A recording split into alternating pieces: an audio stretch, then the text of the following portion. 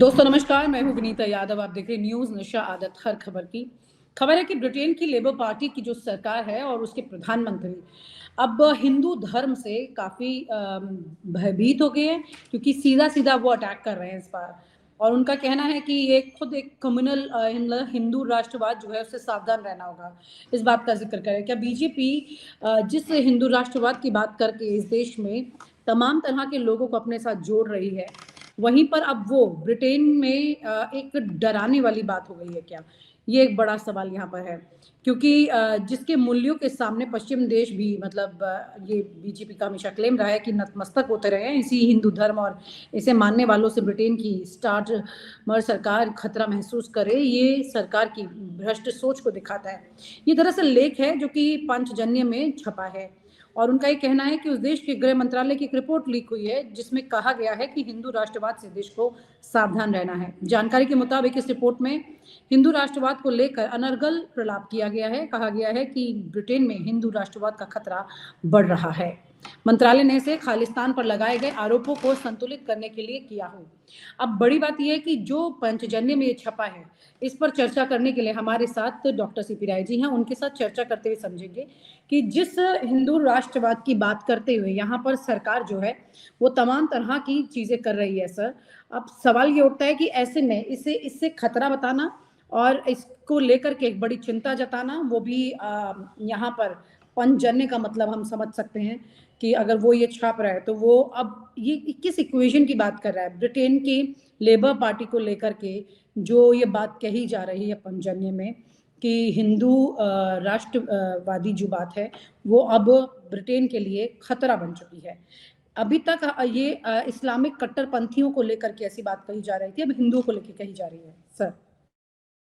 विनीता, दरअसल पांचजन्य तो आरएसएस का अखबार है। उसने ही अपने लोगों को चेताया है और अपने लोगों में गर्व भी भरने की कोशिश की है कि देखो हमसे इंग्लैंड जैसा देश भी हमारे लिए ऐसा सोचता है। हो सकता है शायद मैंने कभी आपकी किसी डिबेट में एक जिक्र किया हो। अमेरिका हो, इंग्लैंड हो, इस तरह के जितने भी देश हैं, कनाडा है, उन देशों में अलग अलग टाइम पर अलग अलग संसद सदस्यों ने उठ के आरएसएस को लेकर चिंता व्यक्त की। हिंदू के खिलाफ वो लोग नहीं है। हमको पहले अपने दर्शकों को क्लियर कर देना चाहिए, वो हिंदुओं के खिलाफ नहीं है, वो हिंदुस्तान के खिलाफ नहीं है, वो आरएसएस के खिलाफ बात कर रहे हैं। उनकी चिंता इस बात पर है कि आरएसएस जो कट्टरपंथ लेके चलता है और उस कट्टरपंथ को विदेश से भी समर्थन मिलने लगता है। जब कोई कट्टरपंथी बातें होती है तो अमेरिका इंग्लैंड के लोग उसे शेयर करने लगते हैं, जबकि अमेरिका इंग्लैंड के लोग जो लोग रह रहे हैं उनको उस तरह की बातों से अलग रहना चाहिए, क्योंकि वो उन देशों में रह रहे हैं जहां उनको बराबर की नागरिकता हासिल है, जहां उनको बराबर के अवसर हासिल है, जहां उनको प्रधानमंत्री पद तक और राष्ट्रपति पद तक पहुंचने के अवसर हासिल है, जहां उनको सब कुछ प्राप्त करने का वो अवसर हासिल है। आरएसएस का अपना जो सोच है, आपने पहले जिक्र किया कि हिंदू का पहले लोग मानते थे, उस हिंदू को मानते थे जो वसुधैव कुटुंबकम की बात करता था। हिंदू आज भी वही करता है, जो सर्वसंभाव की बात करता था, जो सत्य अहिंसा की बात करता था, जो भाईचारे की बात करता, जो इंसानियत की बात करता। और हिंदू वही अभी भी है। लेकिन आरएसएस एक संस्था अलग ऐसी है जो इसकी बात नहीं करती, जो अपने वर्चस्व की बात करती है, जो कट्टरता की बात करती है।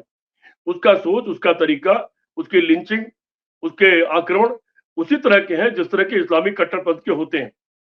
उससे वो लोग डरे हुए हैं। उसके डर के कारण है विनीता, डर का कारण यह है कि इस्लामिक कट्टरपंथ से तो दुनिया को खतरा नहीं पैदा हुआ, क्योंकि वो अपने इलाके में सीमित है। वो कहीं पर एक बम फोड़ देते हैं, कहीं आक्रमण कर देते हैं, कहीं AK-47 से हमला कर देते हैं। या सबसे बड़ा हमला उन्होंने किया था जो अमेरिका में ट्विन टावर को गिरा दिया था।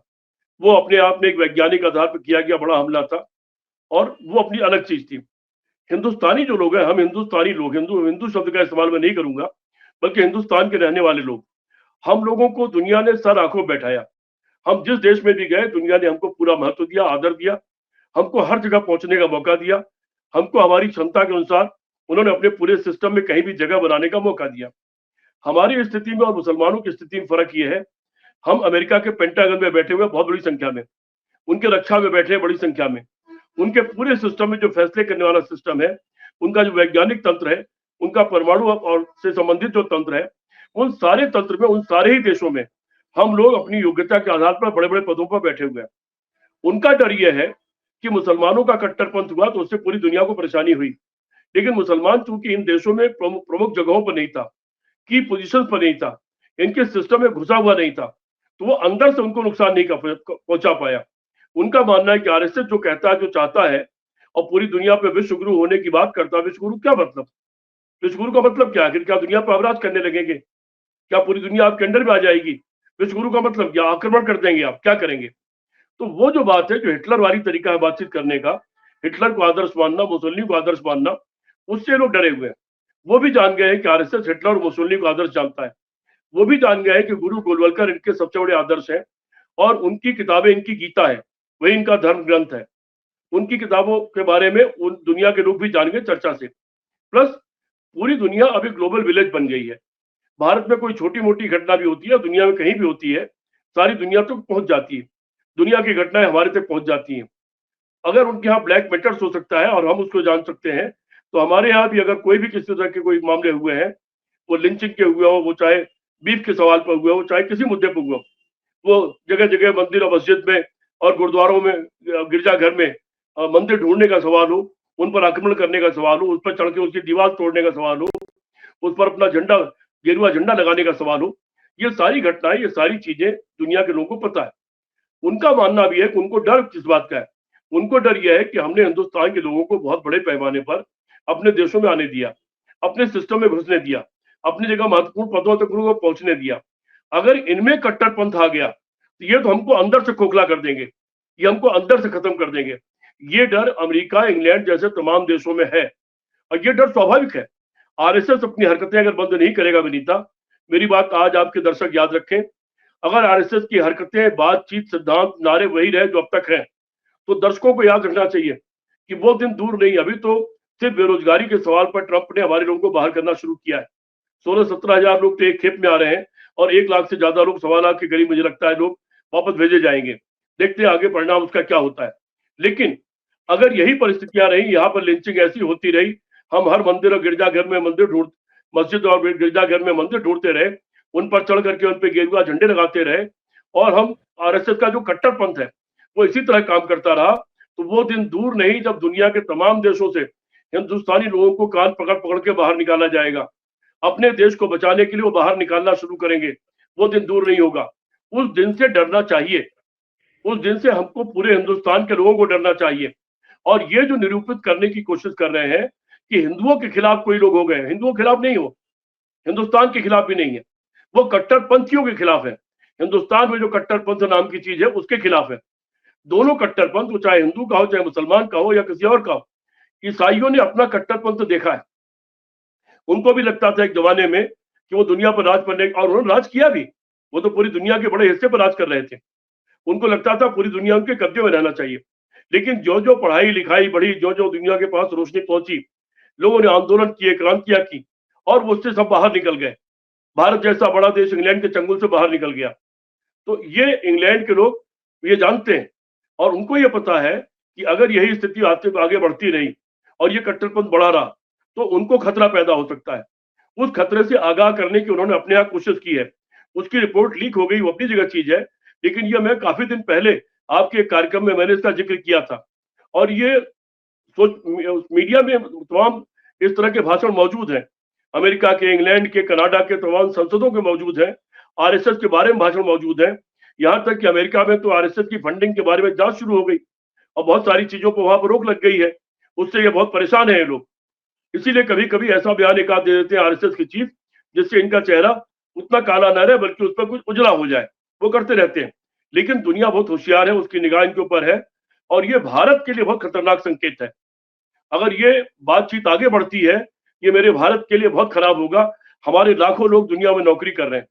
हम जब किसी मुसलमान पर यहाँ हमला करते हैं तो हमको याद रखना चाहिए कि गल्फ कंट्री से सबसे ज्यादा विदेशी मुद्रा हमारे आती है। न जाने कितने लाखों लोग गल्फ कंट्री में नौकरी करते हैं, उनसे कोई उनका धर्म नहीं पूछता। वहां पर मंदिर बना के दे दिया गल्फ कंट्री के लोगों ने, दुबई के लोगों ने मंदिर बना के दे दिया। आप जमीन बताइए, हम आपको मंदिर दे दें, मंदिर हम बना के दे देंगे, विशाल भव्य मंदिर बना दिया। तो उससे कुछ सीखने के बजाय यहाँ पर ये ढपोर संखी और कुएं के मेढक की तरह जो व्यवहार हो रहा है, उसका नुकसान मेरे देश को न उठाना पड़े, ये बड़ी महत्वपूर्ण बात है, इसकी चिंता करनी चाहिए। एक चीज विनीता मैं आपके दर्शकों के लिए बता दूं, ये जानकारी होनी चाहिए इंदिरा गांधी जी का मर्डर हो गया था, उनकी हत्या हो गई थी, वो शहीद हो गई थी। उस पर निश्चित तौर पर सारी जगह गुस्सा था। सिंगापुर में भी भारत की बहुत बड़ी आबादी रहती है और आपको पता होगा भारत के लोग वहां मंत्री होते हैं, भारत का आदमी वहां पर राष्ट्रपति होता है, अभी भी शायद दक्षिण भारत का कोई वहां पर राष्ट्रपति है। वहां के भारत के रहने वाले लोगों ने एक जुलूस निकाल दिया सिंगापुर में, इंदिरा गांधी की हत्या के खिलाफ शोक जुलूस निकाल दिया। वहां के पूर्व प्रधानमंत्री, जो आप प्रधानमंत्री के पिताजी, उन्होंने हिंदुस्तानियों का जो समूह है उनके लोगों को बुलाया मिलने के लिए और उनसे उन्होंने कहा कि ऐसा करिए, आप लोग अपना सामान पैक कर दीजिए और आपकी जो प्रॉपर्टीज है वो सरकार खरीद लेगी जो रेट मार्केट रेट है उतने पर। मैं जहाजों का इंतजाम करता हूं, आप लोगों को हिंदुस्तान भेज रहा हूं। ये वह क्यों भेज रहे हैं? तो उन्होंने कहा कि एक देश का दूसरे देश के साथ क्या संबंध होगा, एक देश में किसी घटना पर हमारे देश का सिंगापुर का क्या रिएक्शन होगा, वो रिएक्शन देना सिंगापुर सरकार का काम है, ये आपका काम नहीं है। अगर आप यहाँ रह करके, यहाँ के नौकरी चाकरी में रह करके, यहाँ के नागरिक बनने के बाद भी अगर अभी आप भारत के मामलों में इन्वॉल्व हैं, तो बेहतर यह है कि आप भारत चले जाइए और फिर उसके बाद वहां पर इस तरह की घटना दोबारा कभी नहीं घटी है। ये सबके लिए सबक है, सारे देशों के लिए सबक है, ये हिंदुस्तान में रहने वाले लोगों के लिए भी सबक है कि दुनिया के किसी दूसरे देश में घटी घटना के लिए आप यहाँ पर कोई हरकत नहीं कर सकते। आप, ये ठीक है, डेमोक्रेटिक कंट्री है, आपको अपना विचार व्यक्त करने का अधिकार है, लेकिन आप ऐसा कोई काम नहीं कर सकते जिससे दो देशों के बीच में आपसी संबंधों में कोई फर्क पड़ता हो, वो नहीं कर सकते आप। वही स्थिति इंग्लैंड, अमेरिका और कनाडा में रहने वाले भारतीयों पर भी लागू होती है। आप वहां के नागरिक हैं, आपको वहां अच्छी जिंदगी दी गई है, आपको बड़े से बड़े पद तक पहुंचाया गया है, आप वहां के बहुत ही महत्वपूर्ण अंग है, जो अमेरिकन है उनसे ज्यादा पर कैपिटा आपकी इनकम है वहां पर। आपको आरएसएस के चंगुल में नहीं फंसना चाहिए, ना आरएसएस को आपको फंडिंग करनी चाहिए। मैं जो अमेरिका में था विनीता, तो मैं एक डॉक्टर गुप्ता से मिला था जो सर्जन है, डेटन में रहते हैं। उनसे ऐसी बात हो रही थी, वो $3000 हर साल आरएसएस को देते हैं। मैं उनके घर रुका हुआ तो मुझे लेके गए थे, जहां मैं रुका था वहां से ले गए थे वो। ये पता लगने के बाद में आगरा का कोई आदमी आया हुआ, यूपी का मंत्री है, तो लेके गए थे मुझे अपने घर। वो 300 किलोमीटर दूर चल के आए, मुझे लेके गए। तो जब रात को खाने पर हमारी बातचीत शुरू हो गई, तो उन्होंने आरएसएस की बड़े गुणगान किया। उन्होंने कहा कि $3000 तो हर साल मैं भी आरएसएस को चंदा देता हूँ। तो मैंने कहा वो चंदा आप किस लिए देते हैं? बोले इसलिए देता हूँ कि आरएसएस गरीब लोगों को मुफ्त पढ़ाता है, आदिवासियों को मुफ्त पढ़ाता है। मैंने कहा मैं तो भारत में रहता हूँ, मुझको तो कहीं नहीं दिखता कि किसको पढ़ाता है वो, मेरी जानकारी में तो नहीं है। आप भी जब भारत कभी छुट्टी करने जाइएगा रिश्तेदारों से मिलने, तो जरा 4 रिश्तेदारों से और पूछ लीजिएगा कि मुफ्त पढ़ाई कहाँ होती है या ये पैसा किसी और काम में इस्तेमाल होता है। इस तरह से बहुत बड़े पैमाने पर फंडिंग विदेशों से आरएसएस को होती है। इन लोगों का अपना विदेश का एक विंग है, वो काम करता है। लेकिन उस विंग के काम करने के भी कनाडा में जिस तरह झगड़े हुए, अमेरिका वगैरह में जिस तरह उन्होंने रिएक्शन दिया, उसका रिएक्शन, काउंटर रिएक्शन उन सारे देशों में हो रहा है। और उस काउंटर रिएक्शन से हम लोग को चिंता करनी चाहिए, भारत की सरकार को चिंता करना चाहिए और भारत के आम नागरिकों को चिंता करना चाहिए कि कल हमारे लोगों को वहां से धक्का देकर भगाया ना जाए, कल हम लोग उन देशों के लिए अछूत ना बन जाए, इसकी चिंता करनी चाहिए। या फिर आरएसएस को आईना लेकर के बैठ करके देखना चाहिए और जितनी बातें मैंने कही, इन बातों के आईने में उसको अपने बारे में सोचना चाहिए, अपना सुधार करना चाहिए। अगर वो अपने कुछ सांस्कृतिक संगठन कहता है तो कुछ सांस्कृतिक काम करके दिखाए। वो तो करता नहीं है, सिर्फ राजनीति करता है, दिन रात वोट के चक्कर में रहता है और हिंदू मुसलमान के झगड़े में लगा रहता है। इस पर उसको पुनर्विचार करना चाहिए कि उसको क्या मिला। आखिर इलाहाबाद ने कितना बड़ा तमाचा मारा है आरएसएस के कुकर्मों पर। इलाहाबाद में जब इतनी बड़ी हादसा हो गया, तो वहां पर ऑलरेडी ईसाई लोग सेवा कर रहे थे, सिख लोग तो हमेशा से करते हैं, मुसलमान लोग भी करते हैं। लेकिन जब जी, हादसा हो गया उसके बाद मुसलमान बड़े उन्होंने पैमाने पर बाहर निकल आए और वहां पर उन्होंने सेवा करना शुरू कर दिया। तो इनकी पूरी नफरत को तमाचा है अपने आप में। और जब जी, उन्होंने 2 दिन सेवा कर दी, तो तीसरे दिन आरएसएस ने विश्वविद्यालय कैंपस का इस्तेमाल कर लिया और एक अनाउंस किया कि विश्वविद्यालय कैंपस में आप चाहें तो आपको जगह मिल सकती है। तो वो विश्वविद्यालय कर रहा है कि आरएसएस कर रहा है, ये घालमेल हो गया है आजकल शिक्षा संस्थाओं का। इसलिए जी, आरएसएस को भी अपने बारे में पुनर्विचार करना चाहिए, अगर वो भारत का अहित नहीं चाहता है तो।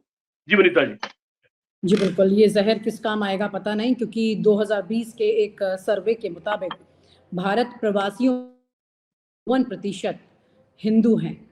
इसके अलावा अगर कुछ और आंकड़े देखते हैं हम, तो भारत विदेश मंत्रालय की 2023 की एक रिपोर्ट के मुताबिक जो बाहर प्रवासी रह रहे हैं अलग-अलग देशों में, उसमें अमेरिका में 51 लाख से ज़्यादा हैं। और सऊदी अरब में 44 लाख से ज़्यादा हैं, संयुक्त अरब अमीरात में 20 लाख से ज़्यादा हैं, मलेशिया में 20 लाख से ज़्यादा लोग रहते हैं, यूनाइटेड किंगडम में भी लगभग 20 लाख हैं, कनाडा में भी लगभग 19 लाख के आसपास हैं और श्रीलंका में लगभग 17 लाख के आसपास है, दक्षिण अफ्रीका में भी 17 लाख के आसपास है, कुवैत में 7 लाख हैं, कतर में भी 7 लाख हैं। तो इस तरह से इतनी बड़ी तादाद में हिंदू भारत के अलावा भी कई देशों में आपने जो संख्या बताया ये करीब 2 करोड़ के आसपास पहुंच रही है।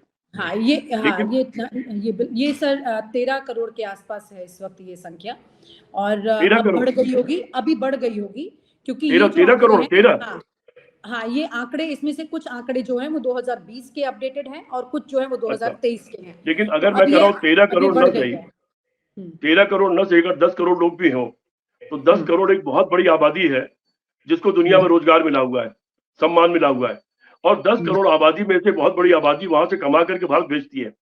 बहुत बड़े पैमाने पर वहां से विदेशी मुद्रा भारत आती है। वैसे जो अरब के सारे देश हैं सबसे ज्यादा विदेशी मुद्रा वहां से भारत आती है। आप कल्पना कर लीजिए मुसलमान ईसाई की जो नफरत आपकी है ये भारत को कहां पहुंचा देगी, किस गर्त में ले जाएगी और 10 करोड़ लोगों को अगर वापस आना पड़ गया तो आप उनको कहां लेके जाएंगे, इसकी जरा कल्पना आरएसएस के लोगों को कर लेनी चाहिए। जी सर, माफ कीजिएगा। हाँ, बिल्कुल आपने ठीक कहा, लगभग 2 करोड़ के आसपास ही लोग हैं, 2 से पार कर चुके हैं। तो ये आपने पूरी बात कह दी है, सम अप कर दिया है इस पर। सवाल ये है कि अगर ब्रिटेन इस तरह की बातें कह रहा है या कुछ हो रही हैं इस तरह की चीज़ें, तो ये इस वजह से हो रहा है क्योंकि एक वक्त में इंदिरा गांधी ने जहाँ पर जमाते इस्लाम को कम्युनल संस्था कहा था, वहाँ पर आरएसएस को भी कहा था और दोनों को बैन कर दिया था क्योंकि दोनों का ही कट्टर रवैया जो था वो देश के लिए सही नहीं था। अब वहीं पर अभी भी एक बार फिर से इसी तरह के कम्युनल कैटेगरी में आ रही हैं ये चीज़ें। अब अपना देश तो कुछ इस पर नहीं कह सकता है, ना प्रधानमंत्री राष्ट्रपति कह सकते हैं क्योंकि वो खुद सत्ता का हिस्सा है, लेकिन हाँ, बाहर से ये आवाज़ उठने लगी है तो इस पर सोच विचार विमर्श अब वक्त से करना बहुत जरूरी है। बहुत बहुत शुक्रिया sir, thank you so much for sharing your thoughts on this. Thank you sir. और आप हमसे जुड़े रहने के लिए सब्सक्राइब करें YouTube पर, फॉलो करें Twitter पर और लाइक करें Facebook पर। और ज्यादा जानकारी के लिए आपको टाइप करना होगा सिर्फ न्यूज़ नशा।